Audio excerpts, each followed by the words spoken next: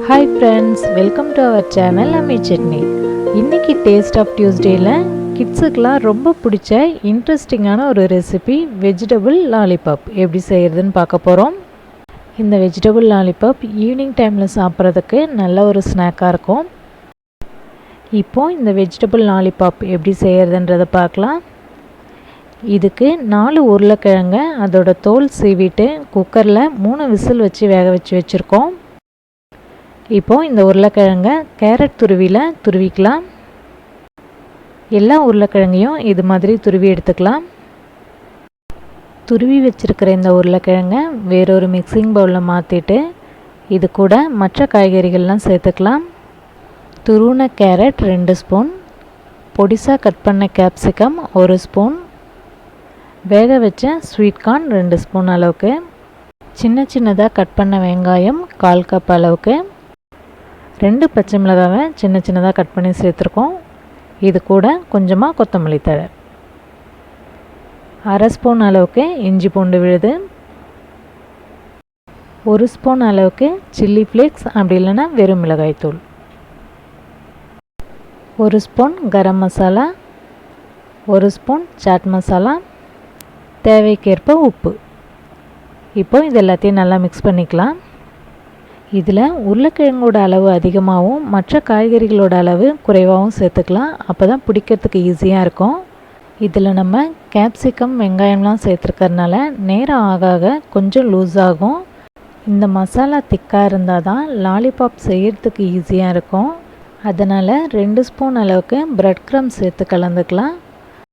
இந்த வெஜிடபிள் லாலிபாப்க்கு மற்ற காய்கறிகள்லாம் சேர்க்காம வெறும் உருளைக்கிழங்கு மட்டும் வச்சு கூட செய்யலாம். அதுவும் சூப்பராக இருக்கும். லாலிபாப் செய்கிறதுக்கு உட்டன் ஸ்கியூவர்ஸ் எடுத்துருக்கோம்.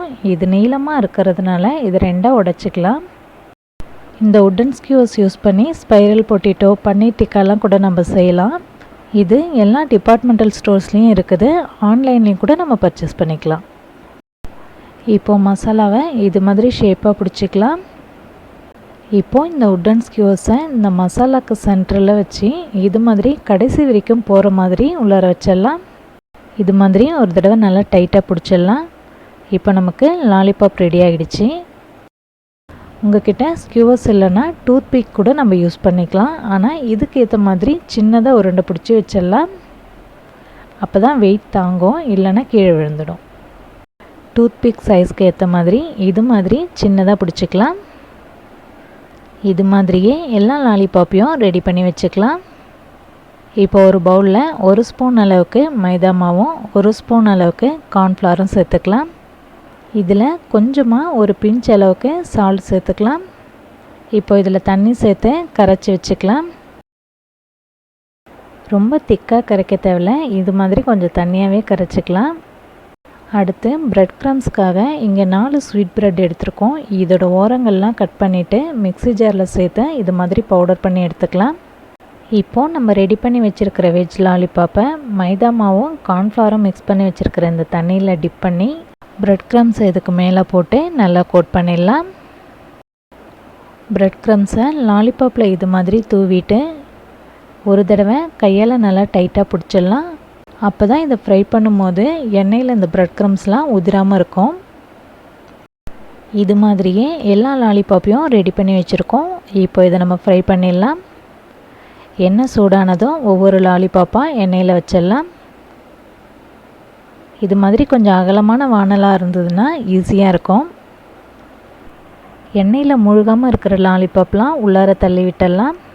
12 லாலிபாப் வந்தது. நான் அதை 2 ஹீட்டில் ஃப்ரை பண்ணுறதுக்காக பெரிய வானலில் நிறைய எண்ணெய் சேர்த்து ஃப்ரை பண்ணிகிட்ருக்கேன். நீங்கள் சின்ன வானலில் கொஞ்சமாக எண்ணெய் சேர்த்து 2 லாலிபாப்பாக கூட ஃப்ரை பண்ணி எடுத்துக்கலாம். லாலிபாப்லாம் திருப்பி விட்டுட்டு இது நல்லா கோல்டன் கலரில் ஃப்ரை ஆகி வந்ததை எடுத்துடலாம். இப்போ லாலிபாப்லாம் ரெடி ஆகிடுச்சு, எடுத்துடலாம். ரெடி பண்ண எல்லா லாலிபாப்பையும் ஒரே டைமில் ஃப்ரை பண்ணணும்னு அவசியம் இல்லை. ஃப்ரிட்ஜில் எடுத்து வச்சுட்டு நமக்கு தேவைப்படும் போது எடுத்து ஃப்ரை பண்ணிக்கலாம். அவ்வளோதான். இப்போ நமக்கு சூப்பரான வெஜிடபிள் லாலிபாப் ரெடி ஆகிடுச்சு.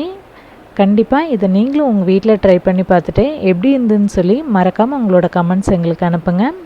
இந்த வெஜிடபிள் லாலிபாப் ரெசிபி உங்களுக்கு பிடிச்சிருந்ததுன்னா இந்த வீடியோவை லைக் பண்ணுங்கள், உங்கள் ஃப்ரெண்ட்ஸ்க்கெலாம் ஷேர் பண்ணுங்கள். மறக்காமல் அம்மி சட்னி சேனலை சப்ஸ்கிரைப் பண்ணி எங்களை சப்போர்ட் பண்ணுங்கள். தேங்க்யூ.